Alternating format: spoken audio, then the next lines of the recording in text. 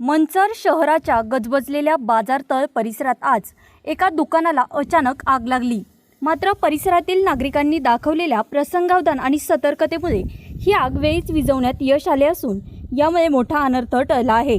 मंचर बाजारतळ येथील घोडेगाव रोडवर असलेल्या एका बंद दुकानात अचानक आग लागली। दुकान बंद असल्याने आगीने आतल्या बाजूने सौम्य रूप धारण करण्यास सुरुवात केली होती।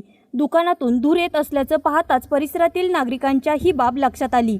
परिस्थितीचे गांभीर्य ओळखून नागरिकांनी वेळ न घालवता तातडीने दुकानाचे कुलूप तोडले आणि आत प्रवेश केला।